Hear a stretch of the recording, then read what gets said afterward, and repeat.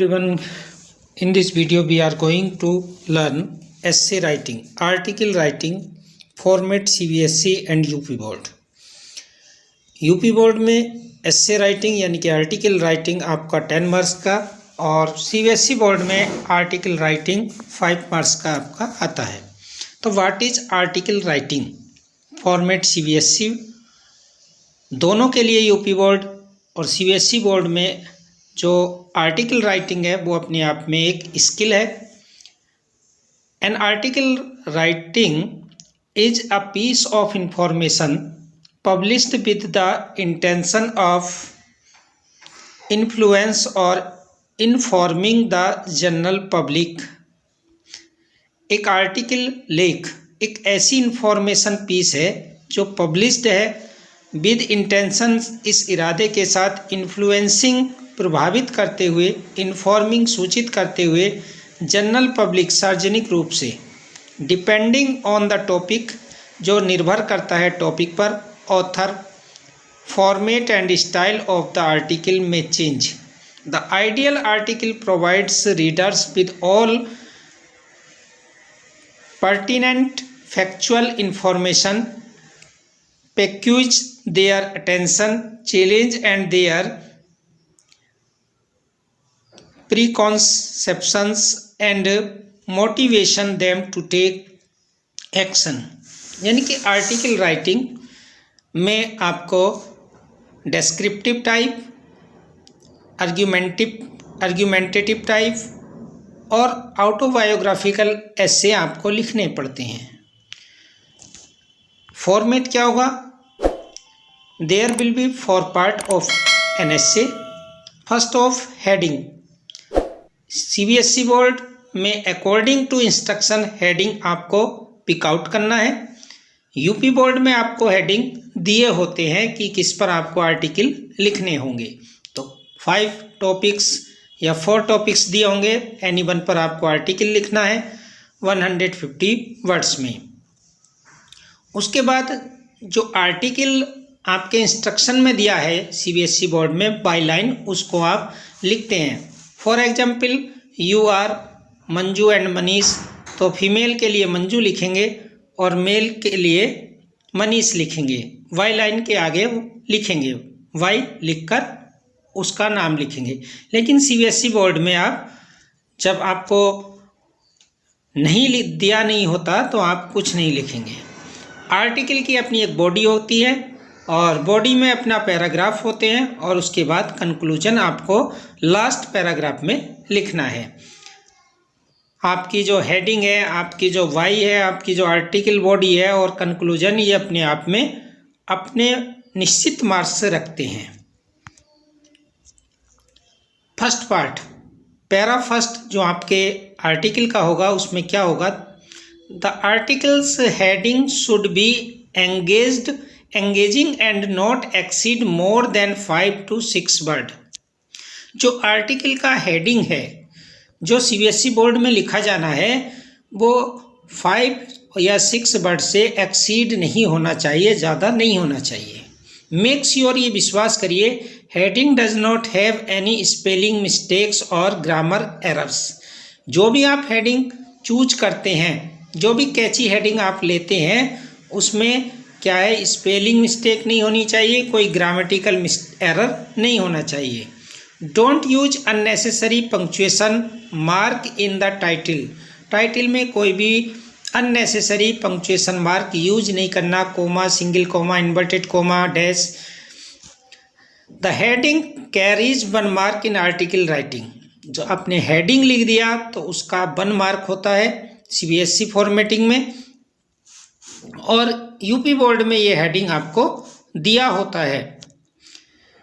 To be precise, the articles heading should be content the gist of the topic. जो topic है उसकी जो gist है, summary है, वो कम से कम आपको देखनी होगी कि किस टॉपिक पर ऐसे आपको लिखना है, वो आपका हेडिंग बनेगा. The reader should be able to tell what information they will get from the reading that articles. The reader, पढ़ने वाला, शुड बी एबल, ये समर्थ होना चाहिए टू टेल, ये बताने के लिए, what information they will gate, कि क्या सूचना वे प्राप्त करेंगे, फ्रॉम रीडिंग दैट आर्टिकल, कि उस आर्टिकल से पढ़ने के बाद। तो यानी कि आपका जो हेडिंग है वो अपने आप में एन इम्पोर्टेंट पार्ट है। तो इसके लिए जो भी आप हेडिंग बनाए, इम्प्रेसिव बनाए, अट्रैक्टिव बनाए और उस टॉपिक से मैच करता हो। पैरा 2 यानी कि पैरा 2 में हम क्या करेंगे, बाई लाइन, यानी कि जो आपका इंस्ट्रक्शन दिया है उसमें ये नाम मेल और फीमेल के लिए दिया होता है। A byline is nothing but the name of a person who is writing the article, यानी कि जिसको आर्टिकल जो काल्पनिक नाम दिए गए हैं मेल और फीमेल के लिए, उसका नाम यहाँ पर मेंशन होना है। The personal name will be generally given in the question paper itself, यानी कि किसी पर्सन का नाम यहाँ पर दिया होता है जनरली मेल और फीमेल के हिसाब से। If the personal name is not provided the article then write your name. अब सीबीएसई में तो दिया होता है इंस्ट्रक्शन में आपके, लेकिन यूपी बोर्ड में कभी भी कोई नाम नहीं दिया होता, वहाँ पर आपके टॉपिक दिए होते हैं और तब वहाँ पर जो टॉपिक है उस पर सीधे सीधे आप हेडिंग डालकर ऐसे लिखते हैं। नोट, मेन बात क्या है, candidate are not suppose to be mention their personal detail while the attempting the answer to the exam. जब कोई भी कैंडिडेट एग्जाम अटेम्प्ट करता है तो अपनी personal detail, name, class, roll number यहाँ पर मेंशन नहीं करता। बाई लाइन में केवल वो ही नाम मेंशन करता है जो काल्पनिक नाम आपके इंस्ट्रक्शन में दिए हैं। मेल है तो मेल नेम यूज करेगा और फीमेल है तो फीमेल नेम यूज करेगा। नेक्स्ट, आर्टिकल बॉडी, यानी कि मोस्ट इंपॉर्टेंट पैराग्राफ। पहला जो पैराग्राफ बनेगा वो इंट्रोड्यूस करेगा, इंट्रोडक्शन देगा उस हेडिंग के बारे में। दूसरे पैराग्राफ में मेन पैराग्राफ होता है। The body is the main part of the article in CBSE format. UP board में भी आपका जो पैरा फर्स्ट है वो भी इम्पोर्टेंट होता है, जो मेन पैराग्राफ है सेकंड पैराग्राफ वो भी इम्पोर्टेंट होता है। विच कैरीज मोर वेटेज, यानी कि जहाँ पर सबसे अधिक अंक मिलने होते हैं। Generally the body of the article consist at least 3 और 4 पैराग्राफ, यानी कि जब भी कोई आर्टिकल, जब भी कोई एस्से हम लिखते हैं तो कम से कम 3 या 4 पैराग्राफ में उसको डिवाइड कर लेते हैं। फर्स्ट पैराग्राफ में क्या है, paragraph first is the introduction paragraph. First paragraph क्या होगा, अपने आप में एक इंट्रोडक्शन पैराग्राफ होगा। इट शुड बी एक्यूरेट, ये एक्यूरेट होना चाहिए और प्रिसिबली एक्सप्लेन, ठीक ठाक से इसका व्याख्या की जानी चाहिए। The article is talking about, जिसके बारे में आर्टिकल लिखने के लिए कहा गया है। Try giving some quotations on facts to excite the interest of the readers. ये महत्वपूर्ण बात है। जब भी हम कोई आर्टिकल स्टार्ट करते हैं, लिखना शुरू करते हैं, तो उस आर्टिकल से संबंधित कोई भी कोटेशन, कोई भी इम्पोर्टेंट वाक्य जो उसको शो करता है वो आपके स्टार्टिंग में लिखा होना चाहिए, ताकि आपको एग्जामिनर या रीडर एक अट्रैक्टिव हो सके और आपको अच्छे अंक दे सके। कीप द लैंग्वेज सिंपल, ये इम्पोर्टेंट बात है आपके एस्से की, कि आप अपने आर्टिकल में जो भी लैंग्वेज लिखे वो सिंपल लिखे, स्मॉल सेंटेंस बनाए, इजी सेंटेंस और इजी वे में अपनी बात को मेंशन करें। पैराग्राफ 2 और 3, paragraph 2 and 3 must come with A complete analysis of the subject matter in question. आपके क्वेश्चन में, आपके इंस्ट्रक्शन में जो भी सब्जेक्ट मैटर दिया है वो पैराग्राफ 2 और 3 में कंप्लीटली एनालिसिस होना चाहिए, उसका विश्लेषण, उसकी व्याख्या, उसकी कंप्लीशन उसमें आनी चाहिए। They must include the following factors. अब उसमें क्या क्या होना चाहिए ये दिया है। सबसे पहले टाइप्स, प्रकार। Here the writer must analysis and explain the different kinds of एग्जैक्टिंग problem, यानी कि यदि किसी प्रॉब्लम पर, इशू पर एस्से है तो उसकी टाइप यहाँ पर मेंशन होनी चाहिए। मान लीजिए पोल्यूशन पर है तो पोल्यूशन की टाइप्स कितनी है ये लिखी जानी चाहिए।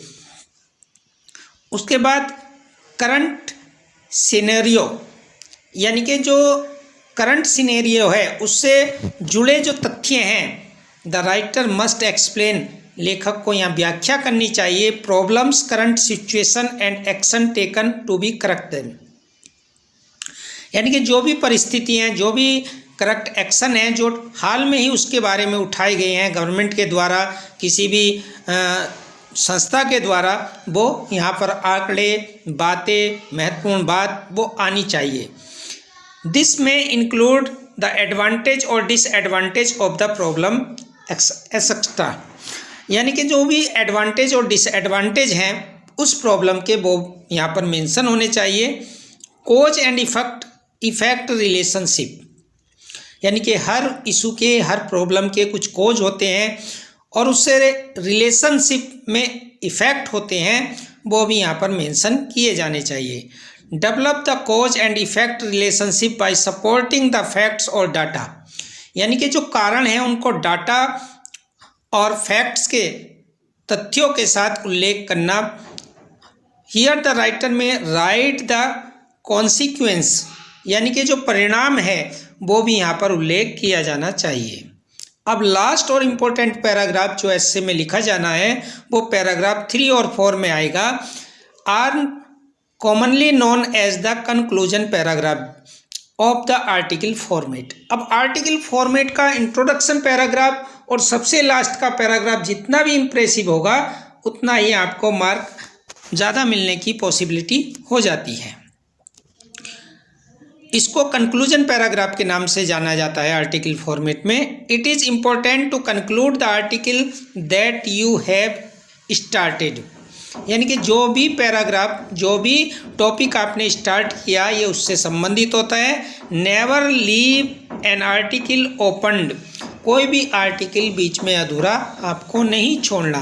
Conclusion paragraph should speak about the problems raised, यानी कि क्या क्या उस टॉपिक से संबंधित समस्याएं उठी हैं उसको भी शो करना चाहिए। What action are taken to better problem, सुविधाओं को, जो प्रॉब्लम्स हैं उनको सुधार के लिए क्या क्या एक्शन गवर्नमेंट के द्वारा, संस्थाओं के द्वारा, मिशन के द्वारा उठाए गए हैं। पैराग्राफ 3 और 4 should be precise and clear, ये ठीक ठाक और स्पष्ट होना चाहिए जो आपके एसे को कंप्लीट करे। In this video we have complete the formatting and how to write complete essay article in UP and CBSE board. If video is useful, like, subscribe. Thank you very much.